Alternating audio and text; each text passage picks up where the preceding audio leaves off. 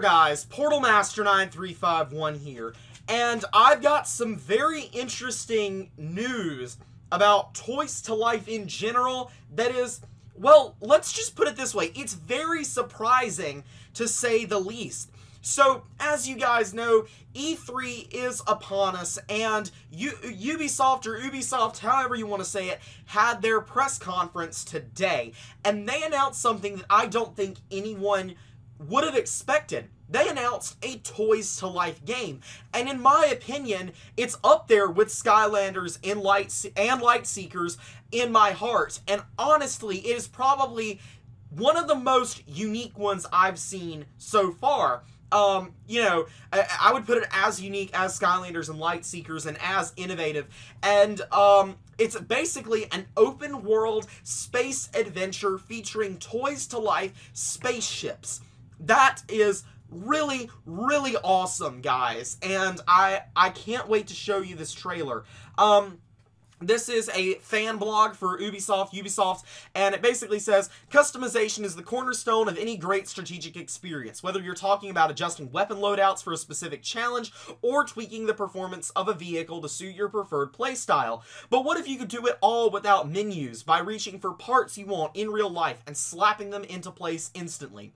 That's the idea at the heart of Starlink-Battle for Atlas, due to launch in fall 2018 on Nintendo Switch, Xbox One, and PS4. An interstellar open-world adventure, Starlink brings together free-form interplanetary exploration with fast-paced battles in heavily armed starships, or lightly armed starships. It's all up to you, really. So, before we dive too much farther into this article, I want to go ahead and show you guys this trailer.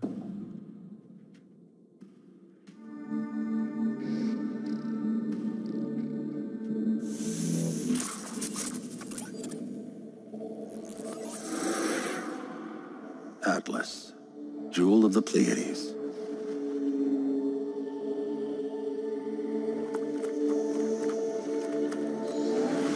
Nova took us to the stars. Each new world more incredible than the last. We had no idea what was waiting for us. The Legion.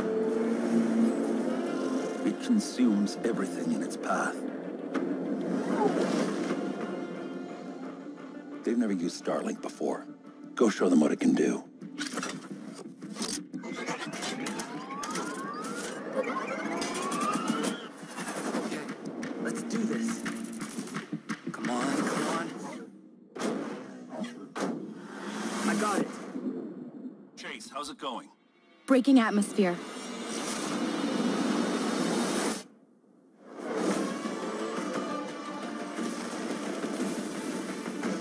Let's even the odds.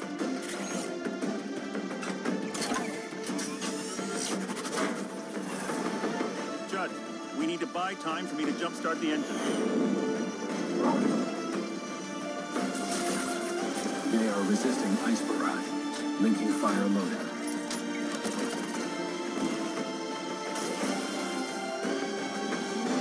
We're up against impossible odds, but together we will adapt and overcome.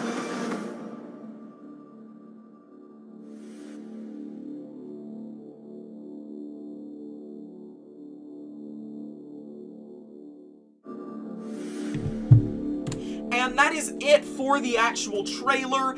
Definitely looks to be an amazing new member of the Toys to Life group. It's very, very unique in what it does. And I'm super excited for this because this is a break from, you know, you have Skylanders, Disney Infinity, Lego Dimensions. They're all pretty much like these, you know, top-down, walk-around things. Lightseekers is a RPG, but it's also still this top-down thing. Amiibo is whatever Amiibo is, but this is genuinely something new coming to Toys to Life. This is something that's the least similar to Skylanders so far.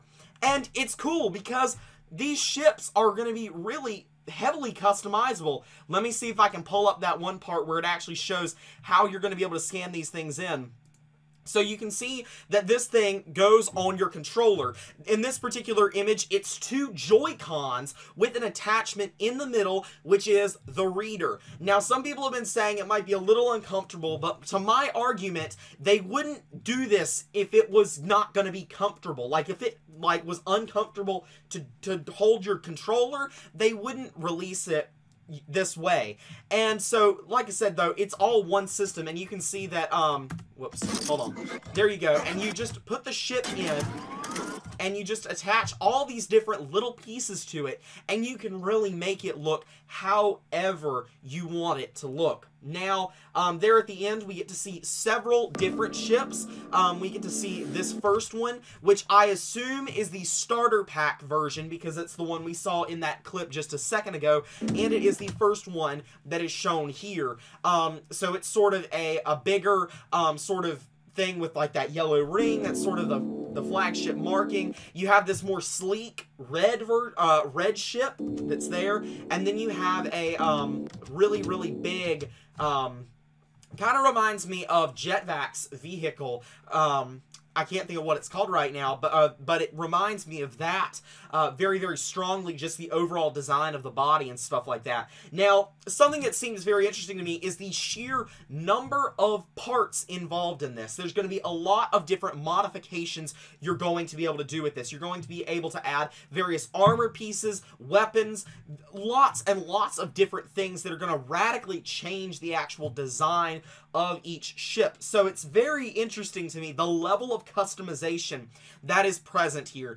I know Lightseekers is supposed to have 3 swappable accessories. Swap Force had like 1. This is going to have like probably, let's see, you've got the different wings, you've got the different weapons. I mean, potentially like 5 different modifications, if not more than that.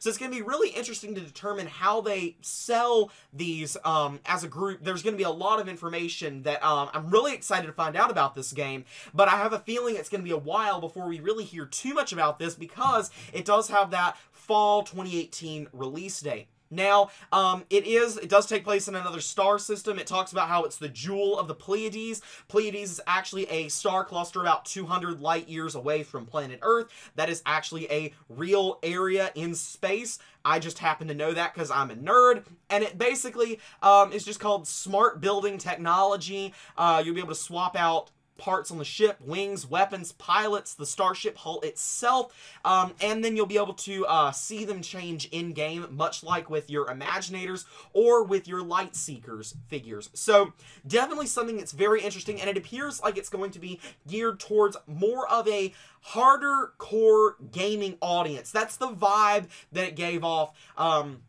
With the story, with the graphics, with the actual gameplay itself. Seems like something that's going to be geared more towards teenagers or just anybody who's older and can really enjoy this game. But anyways, this is just a really exciting thing I wanted to share with you guys that I really didn't expect to come out of E3. I kind of thought Toys to Life was kind of, you know, dying out, but this sort of says contrary, so it's going to be really interesting to see where this goes. But that's all I have for you guys today. I want to thank you guys so much for watching. Tell me down in the comments, what do you think of this new Starlink-Battle for Atlas game? What do you think about it? But like I said, this has been Portal Master 9351. Remember to like, comment, subscribe, and I'll see you guys next time. Goodbye!